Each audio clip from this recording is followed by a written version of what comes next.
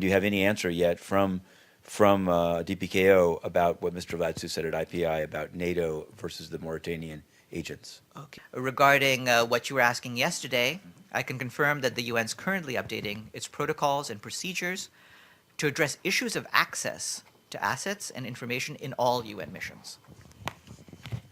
Right. So but I'm just asking this. A couple of months ago, I asked directly whether the Chadian peacekeepers could use NATO equipment in the possession of the Dutch peacekeepers, and it was never answered. Is this, can I now, from what you've said, is this true that this has been a problem for months?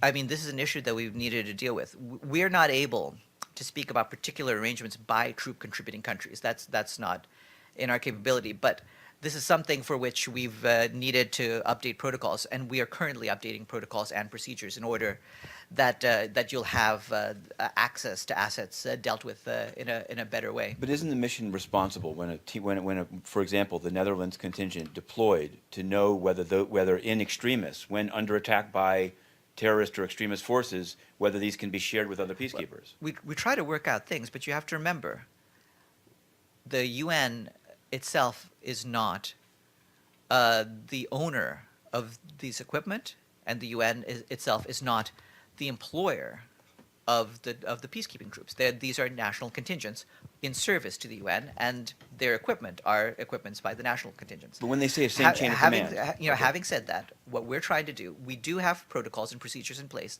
and we're trying to update those so that the access to assets and information will be shared. when they say same chain, last one on this, because it comes up in South Sudan where they say they want the soldiers to be all in the same chain of command. Doesn't this somehow imply that you don't have one contingent with much better equipment than the other ones, not sharing it when people are under attack? The point of UN peacekeeping operations is that the peacekeepers coordinate their activities with each other so that they work efficiently together. That's what we try to do.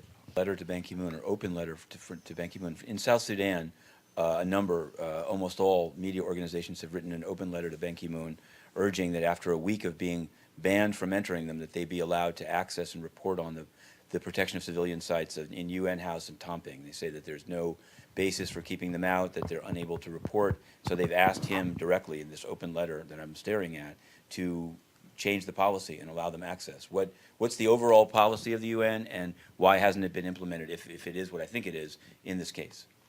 Well, I'll check. I mean, as you know, we've had security concerns about the various sites, including Tomping, given the events of the last time. So there's been a need to make sure that the populations that we're caring for in those areas will be protected.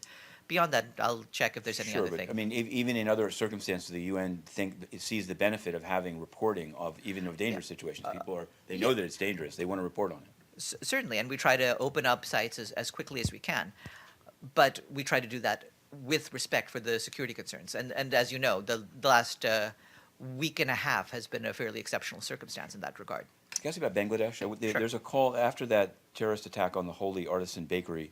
Some of the hostages, at least two by name, haven't been either released or charged, and so a number of human rights groups have said that the government should either charge them with being part of the plot or release them, rather than keep them incommunicado, and it's not even said where they are.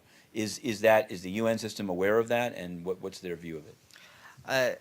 I don't believe we'd have any comment on this at this stage, because this is a matter that's being handled by the local, that is to say, the domestic legal authorities, but we hope that they will follow basic due process in terms of their follow-up activities. And has the Secretary General seen the new? I'd asked you about Mr. Duterte before, and you said he was still hadn't yet taken office. Now he's taken office in the Philippines, and he said that he's going to renounce previous commitments to the Paris Climate Accord. He said that openly, and I wanted to know, is there any response by the UN system to that?